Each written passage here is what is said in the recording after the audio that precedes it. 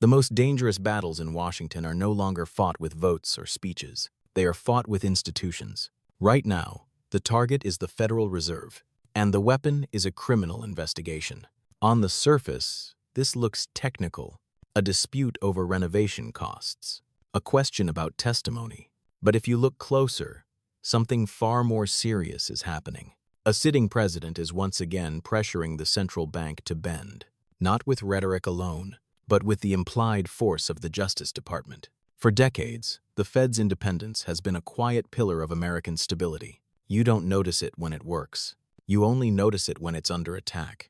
What's striking this time is not just Donald Trump's anger at Jerome Powell. It's that some Republicans are no longer comfortable staying silent. If this line is crossed, markets won't react first. Institutions will crack first. If you want to understand why this moment matters far beyond one man or one presidency, stay with me. Because to grasp the danger ahead, we have to define the real problem hiding underneath. At its core, this is not a legal dispute. It is a test of boundaries. The question is not whether Jerome Powell misled Congress. Multiple Republican senators themselves say they don't believe he committed a crime. The question is whether a president can use the machinery of law enforcement to pressure an independent institution into changing economic policy. That distinction matters. The Federal Reserve was designed to be insulated from politics, precisely because interest rates shape everything: mortgages, jobs, markets, and global capital flows. When political pressure enters that system, credibility is the first casualty. What makes this moment unusual is the reaction inside the president's own party. Not outrage, not rebellion, but discomfort. Some Republicans are uneasy. A few are willing to block future Fed nominees. Most hesitate, looking for the investigation to simply resolve itself. That hesitation reveals the real dilemma: how far loyalty can stretch before it snaps against institutional norms. And to understand why this conflict feels so volatile now, we need to step back into history, precedent, and the fragile bargain that has protected the Fed for decades. For most of modern American history, there has been an unwritten rule: politicians do not openly threaten the Federal Reserve. That rule was born from hard lessons. When governments control monetary policy directly, short-term politics almost always wins over long-term stability. Lower rates feel good now. Inflation, instability, and market distrust arrive later. So the Fed was built to resist pressure. Its leaders serve fixed terms. Its decisions are deliberately slow, technocratic, and insulated. Donald Trump has challenged that bargain before. During his presidency, he repeatedly attacked Jerome Powell for not cutting rates fast enough. What's different now is the method. This time, pressure isn't coming through tweets or speeches. It's coming through a criminal probe focused not on monetary policy itself, but on a peripheral issue: building renovations approved years ago. To many lawmakers, that matters, because once investigations become leverage, independence becomes conditional. This is how institutional erosion begins, not with a dramatic collapse, but with small precedents that quietly reset the rules. And those precedents rarely stay contained. They escalate until something breaks. Then came the spark that turned unease into alarm: a criminal investigation, subpoenas, and a sitting Federal Reserve chair suddenly facing the full weight of the Justice Department. For many Republicans, this was the moment the conflict crossed a line. Senator Thom Tillis didn't focus on renovation budgets or testimony details. He focused on something far more fragile: the credibility of the Justice Department itself. In his words, the investigation raised serious doubts about whether the administration was actively trying to end the Fed's independence. And Tillis didn't stop at words. He drew a line. Until this legal matter is resolved, he said, he would vote against any Federal Reserve nominee, including the next chair. In a narrowly divided Senate Banking Committee, that threat matters. One Republican defection is enough to freeze the process. Senator Lisa Murkowski went further, calling the probe an attempt at coercion and warning that market stability itself was at risk. This wasn't open rebellion, but it was something rarer in modern Washington: resistance with consequences.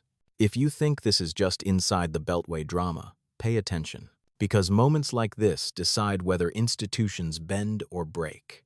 And to see why pressure like this works at all, we need to examine the hidden mechanics behind it. What makes this strategy so powerful is that it never touches monetary policy directly. It doesn't have to. Instead, it targets the environment around it. A criminal investigation changes behavior without issuing a single order. It creates uncertainty. It injects fear. It signals that independence has a cost. The allegation itself almost becomes secondary. Whether Jerome Powell is guilty is not the point, and many Republicans openly say they don't believe he is. The point is leverage. By shifting the battlefield to the Justice Department, pressure moves from public debate into private calculation. Every decision Powell makes now risks being interpreted through a political lens. Every rate cut, every pause, every statement invites suspicion. This is how institutional norms erode, not through laws being rewritten, but through incentives being distorted. Once, central bankers believed their personal legal safety depends on political satisfaction, independence becomes theoretical. The Fed still exists. Its structure remains, but its judgment is compromised. And when that happens, markets don't wait for proof. They respond to perception. Which brings us to the second shock, the moment when this conflict stops being abstract and starts tightening the screws. The second crisis doesn't explode in a courtroom. It unfolds quietly, inside markets. As senators warn that a public clash between the White House and the Federal Reserve could push interest rates up, not down. The irony becomes unavoidable. Uncertainty raises risk. Risk raises borrowing costs. Some Republicans grasp this instinctively. They don't defend Powell. They don't confront the president. They simply worry about the fallout. A political pissing contest, as one senator put it, is enough to shake confidence. Not because policy has changed, but because predictability has. Investors don't price ideals. They price stability. And when the executive branch and the central bank collide, stability evaporates. At the same time, most Republicans hesitate to intervene. They express concern. They urge patience. They wait for the investigation to play out. That passivity is itself a signal. It tells markets that no one is firmly in charge of the guardrails. This is the dangerous middle phase of institutional crises. Not open collapse, not resolution, but prolonged tension. And it's here that consequences begin to spill outward, away from Washington, and into the lives of people who never voted on any of this. If you're watching this from outside Washington, this may feel distant, procedural, abstract, but this is where it reaches you. When confidence in the Federal Reserve weakens, borrowing doesn't get cheaper, it gets more fragile. Mortgage rates hesitate. Business investment slows. Prices feel harder to predict. You don't see it on a Senate hearing schedule. You feel it when decisions get delayed, when risk feels heavier, when stability feels thinner than it used to. The Fed's power has never been about authority. It's about trust. And trust, once shaken, doesn't snap back on command. That's why this moment matters. Not because of Jerome Powell as a person, but because once people believe monetary policy is influenced by political pressure, everyone pays a premium for uncertainty. If you've ever wondered why institutions matter more than personalities, this is it. This is the cost of blurred lines.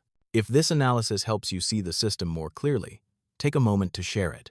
Understanding spreads faster than panic, because what happens next doesn't stay personal. It goes global. What happens inside the Federal Reserve never stays inside the United States. The dollar is the world's anchor currency, U.S. Interest rates ripple outward through emerging markets, foreign debt, and global capital flows. When the Fed's independence is questioned, it's not just Wall Street that reacts. It's the world. Central banks abroad watch this closely. So do governments that rely on dollar liquidity.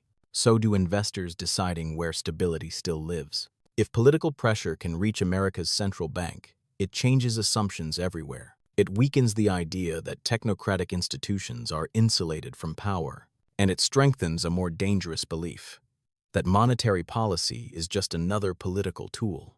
That belief doesn't need to be true to be damaging. It only needs to be plausible. History shows what follows. Higher risk premiums, more volatile capital movement, a world where trust fragments instead of converges. This is how a domestic conflict becomes a geopolitical signal, not with declarations, but with doubt. And once doubt spreads globally, the future stops being singular. It splits. That brings us to the question that now matters most: where this path leads and what comes next. From here, the system branches into three possible futures. In the best case, the investigation ends quickly. No charges, no escalation. The precedent stops short of real damage. The Fed absorbs the shock, credibility bruised but intact. Markets exhale. This becomes a warning, not a turning point. In the middle case, ambiguity lingers. The probe drags on. Republicans stay uneasy but divided. The Fed remains formally independent, yet informally constrained. Every decision is second-guessed. Uncertainty becomes the new baseline. And then there is the worst case. The investigation becomes normalized as a political tool. Future presidents learn the lesson. Central bankers learn a different one. Compliance is safer than resistance. Independence survives on paper, but not in practice. Here's the deeper truth. Institutions don't collapse when they're attacked. They collapse when attacks succeed without consequence. This moment is not about Trump or Powell alone. It's about whether restraint still exists inside the system. And that answer will determine how the next chapter is written. This story won't end with an indictment or an acquittal. It will end with a precedent. Long after the headlines fade, what remains is the lesson Washington teaches itself: whether independent institutions can still say no and survive. Jerome Powell may finish his term or step aside. Donald Trump may move on to his next target.